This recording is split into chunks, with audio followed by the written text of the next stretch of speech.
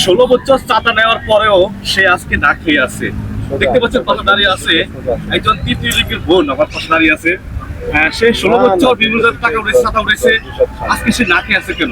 সে এখন পার্কে ঘুরে বেড়াচ্ছে, কারণ কি জানবো আজকে আমরা এই বোনের মুখ থেকে। বোন কেমন আছেন? আপনার নাম? নয়ন মণি, দুই চোখের মণি, খুব সুন্দর নাম। এই আপনাকে শিখে আপনাকে আপনার ফ্যামিলি সবাই আছে? আচ্ছা, আপনার এই যে গল্পটা শুরু থেকে শুনতে পাচ্ছি, আপনি আসলে ওই যে আসলে আপনি পরিবারে কে কে আছে? আমার বাবা মা আছে, আমরা 8 ভাই। 8 ভাই বোনের মধ্যে আমি তৃতীয় মানুষ। আপনি কি বড় সবার? না, আমি 4 নম্বর। 4 নম্বর। তো এই যে আপনি বললেন আপনি 16টা বছর চাঁদা উঠেছে, বিভিন্ন জায়গায় টাকা উঠিয়ে দিচ্ছিলেন, হ্যাঁ টাকা দিচ্ছিলেন, এই টাকাগুলো কি করছেন আপনি? দেখেন, আমরা যারা হচ্ছে গিয়ে টাকা উঠাই, যারা আমাদের তো কমিউনিটি থাকে, আমাদের হচ্ছে গিয়ে নেতৃত্ব দেয়। তো যারা নেতৃত্ব দেয়, যারা আমার উপর মহলের লোক আছে, যারা হচ্ছে গিয়ে আমাদেরকে মাঠে পাঠায়, কিন্তু আমরা মূলত টাকা কালেকশন করে নিই, আমাদের সরকারিরা সেগুলি ভোগ করে। কারণ আমরা এত এত টাকা কালেকশন করে নিই, কিন্তু আমরা কয় টাকা পাই? আমরা কয় টাকা পাই, এটা হচ্ছে বড় বিষয়। কিন্তু আমাদের এই ব্যাপার নিয়ে তো কেউ হিজড়া বলে না। কিন্তু আজকে আমি বলতে হচ্ছে, কারণ আমি হিজড়া কমিউনিটি থেকে বেরিয়ে গেছি। আজকে আমি কেন বেরিয়েছি? আমাকে হিজড়া, আমি যে গ্রুপে ছিলাম, আমি যে গ্রুপের সাথে ছিলাম, সেই সর্দানি আমার সাথে প্রতারণা করেছে। আজকে আমি তাকে এত বছর খামায় খাওয়াইও কিন্তু আমি তাদের কাছে প্রিয় হতে পারলাম না। তারা আমাকে, আমার পেটের দিকে চিন্তা করলো না একটা বারো। কিন্তু তিনি আমার পেটের দিকে চিন্তা না করে আমাকে বের করে দিয়েছে। যখন আমাকে বের করে দিয়েছে, তখন আমার মনের মধ্যে খুব আসছে যে আমরা এত এত টাকা কালেকশন করে তাদেরকে দিয়ে, সে আমাদের টাকা দিয়ে হজ করে, বাড়িঘর করে, 2-3টা বাড়ি করে, ওই করে সেই করে, কিন্তু আজকে আমার পেটের দিকে তাকালো না। ঠিক আছে, আমি আর হাত পেতেই খাবো না। যেহেতু আমি সুস্থ সবল মানুষ, আমি হিজড়া হয়েছি, তাতে কি হয়েছে? আমি দেশবাসীর কাছে, সরকারের কাছে চাকরি চাইবো। আমাকে যদি কেউ একটা চাকরি দেয়, আমি চাকরি করে খাবো। আর যদি সেটা না হয়, আমি একটা চকলেট হলো বিক্রি করে খাবো। আমি ওই চিন্তা চেতনার মাথায় এনে আমি আজকে একটা চকলেট বিক্রি করে খাচ্ছি। আর আপনি বলতেছেন এত বছর আমি টাকা আমরা কালেকশন করে কি করছি? আপনারা হয়তো দেখেন যে এত এত টাকা কালেকশন করে তো একটা হিজড়া খুবই থাকা কথা, কিন্তু আসলে আমরা যারা মাঠে কাজ করি, আমরা কিন্তু সেই পরিমাণ টাকা পাই না। যেটুকু পাই ততটুকু দিয়ে আমাদের থাকা, খাওয়া, কাপড় চোপড়, বরণ পোষণ, ফ্যামিলি সবকিছু আমাদের কিন্তু টেক কেয়ার করতে হয়। কিন্তু দেখা যাচ্ছে আমাদের সরকারি কিন্তু যে টাকা ওঠে সেটা কিন্তু আমাদেরকে দেখায় না, আমাদেরকে দেয় না। তারাই কিন্তু নিয়ে যায়। আজকে তাদের মাসে লাখ লাখ কোটি কোটি টাকা ইনকাম আছে, কিন্তু আমাদের কিছুই নেই। আমরা তারা মাঠে কাজ করি। আপনাকে একটু থামাচ্ছি এখানে। আপনারা যখন রাস্তাঘাটে মানুষ থেকে টাকা নেন, হ্যাঁ সে আপনার ডেলি কয় টাকা আপনারা কালেকশন করেন এবং আপনি কয় টাকা পান ওখান থেকে? দেখেন, এগুলি তো হিজড়াদের নিজেদের হাতে করা, তৈরি করা আইন কানুন। এগুলি তো কোনো হাইকোর্ট থেকে রায় আসে নাই। হিজড়াদের কমিটির মধ্যে হ্যাঁ আইন কানুন বানাইছে। ওই আইন কানুনের মাধ্যমে যেগুলি তাদের করা, সেগুলি করে।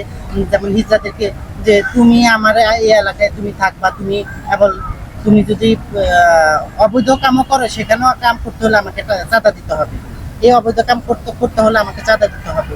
ও তুমি যেটাই করো না কেন, আজকে আমি দেশের নাগরিক, আমি দেশের মানুষ হিসেবে আমি যাই করবো, হয়তো কোনটা হিজড়াদের আইনে যেটা কালেকশন করা বা আপনার অন্য অন্য কাজের যেগুলি দিক নির্দেশনা আছে, সেগুলির মধ্যে থাকলে তাদের আওতায় থাকতে হয়, তাদের আইন কানুন মেনে চলতে হয়।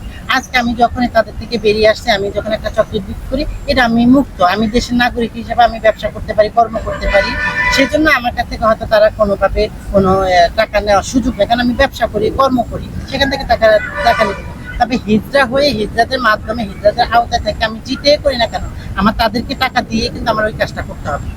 আজকে আমি যেমন হচ্ছে কি, যদি পার্কেও যদি 2টা টাকা উঠাই, সেখান থেকেও কিন্তু আমার কমিশন দিতে হয়, সর্দারনিকে দিতে হবে বাধ্যতামূলক। এই আর কি, বিভিন্ন একটা সর্দারনির বিভিন্ন ধরনের ইনকাম আছে, কিন্তু আজকে আমাদের সরকারি আসলে কি আপনাদের কয়েকজন হিজড়ার মিলে একজন সরকার থাকে? হ্যাঁ হ্যাঁ, যেমন এক একটা কমিউনিটি এরিয়া ভাগ করা। ঢাকা ভিতরে এরিয়া আছে কয়টা আপনাদের? এগুলি তো আমার হিসাব নাই, তবে অনেক এরিয়া আছে। আচ্ছা, আপনি যাতে একজন ভালো ঘরের সন্তান ছিলেন, হ্যাঁ আপনার ভাই বোন সবাই আছে, তো আপনি তো চাইলেই পারতেন যে আপনার পরিবেশের সাথে আপনি থাকতে পারতেন, মানে আপনার বাবা মার সাথে থাকতে। দেখেন, এটাই আমার সবচেয়ে বড়, পৃথিবীতে জন্ম নেওয়াটাই আমার পাপ। আমার এবং আমাদের মতো যারা হিজড়া আছে, তাদের জন্মটাই পাপ। বলে কেন? আমরা হিজড়া যারা হিজড়া হয়ে জন্মগ্রহণ করি, আমাদের ফ্যামিলি অ্যাটলিস্ট মানতে চায় না। তারা বিভিন্নভাবে হিজড়াদেরকে হেনস্থ করে। কারণ একটাই, তারা সমাজের কথা চিন্তা করে, সমাজও আমাদেরকে সেভাবে দেখে না, সেভাবে ভালোবাসে না। তো সেই জিনিসগুলি চিন্তা করে আমরা কিন্তু ফ্যামিলি থেকে বেরিয়ে আসি।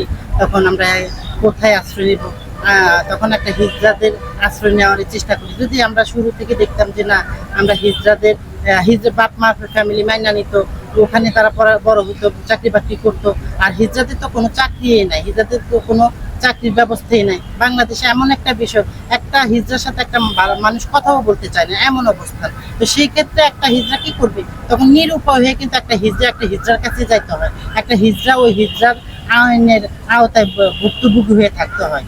যদি আজকে হিজড়াতে সে কর্ম ব্যবস্থা থাকতো, তাহলে আমি হিজড়া, আমি কর্ম করবো, আমি দুনিয়াতে আপনি যেরকম বাঁচার অধিকার রাখেন, আমারও সেই বাঁচার অধিকার আছে। তাহলে আজকে আমার কর্ম কোনো ব্যবস্থা নাই বিধে তো আজকে আমার হিজড়াদের আওতায় থাকতে হয়। হিজড়াদের যেটা উচিত সেটাও আমাকে চাপায় দেয়, যেটা নিয়ে না উচিত সেটাও আমার উপরে চাপায় দেয়। আর সেগুলি আমাদের মাইনা থাকতে হয় হিজড়া কমিউনিটির মধ্যে। আচ্ছা, এখন তো আপনি মনে করেন যে আপনার যে হিজড়া কমিউনিটি থেকে আপনি বেরিয়ে আসছেন, ঠিক না?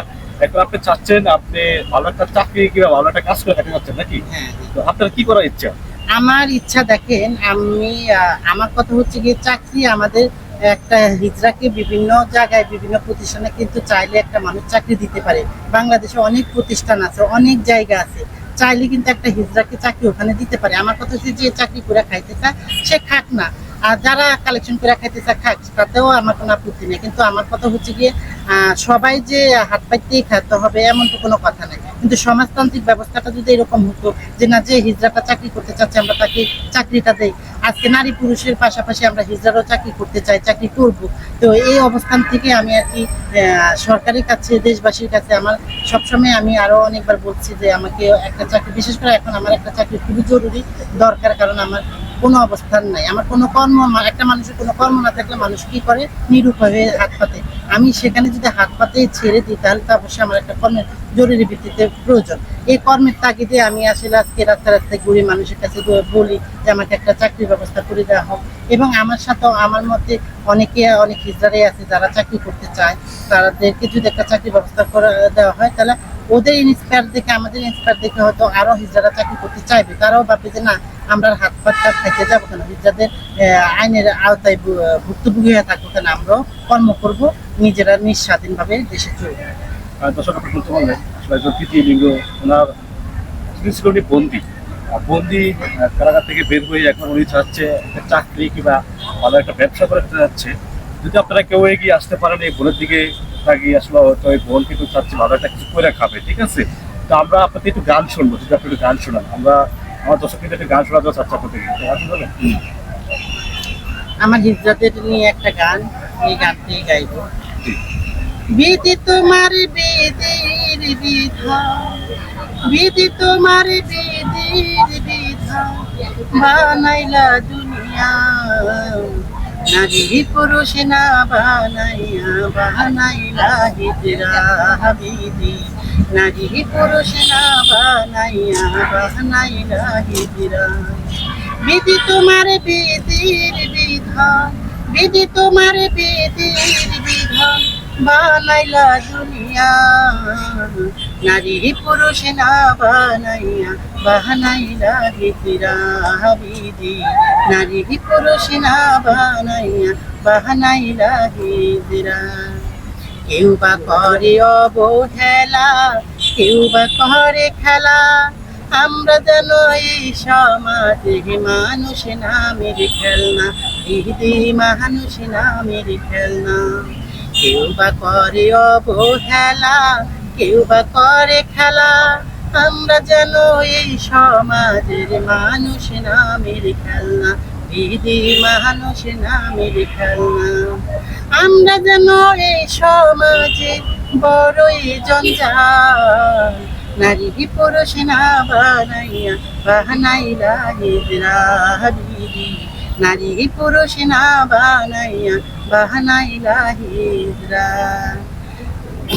সরকার আছে, সংসদ আছে, আছে বিরোধী দল, আমাদের কথা বলার মতো নাই রে কোনো দল, ও বিধি নাই রে কোনো দল। সরকার আছে, সংসদ আছে, আছে বিরোধী দল, আমাদের কথা বলার মতো নাই রে কোনো দল, ও বিধি নাহি রে কোনো দল। আমরা যেন এই সমাজে, আমরা যেন এই সমাজে বড়ই জঞ্জাল। নারী পুরুষ না বানাইয়া বানাইলা হিজরা বিধি, নারী পুরুষ না বানাইয়া বানাইলা হিজরা। বিধি তোমার বিধির বিধান, বিধি তোমার বিধির বিধান বানাইলা দুনিয়া। নারী পুরুষ না বানাইয়া বানাইলা হিজরা বিধি, নারী পুরুষ না বানাইয়া বানাইলা হিজরা। খুব সুন্দর গান গিয়েছিল, আসলে বুঝতে পারছি আপনার ওনার গানটি ওনার বাস্তব জীবনকে নিয়ে গান গিয়েছিল। আসলে গানটি কেমন হয়েছে আপনি জানাবেন কমেন্টে, এবং ওনার একটা চাকরি প্রয়োজন, চাকরি কিংবা ব্যবসা ওরা যা দিতে পারে আপনারা সবাই একটু সাহায্য করে এই বোনটার দিকে তাকিয়ে। আসলে আমার ব্যবসা করার মতো কোনো অ্যাবিলিটি নাই বিধায় আমি কিন্তু কেউ ব্যবসা করার জন্য আপনার সুযোগ দেয়, টাকা ওঠে দেখো কিন্তু ইনশাআল্লাহ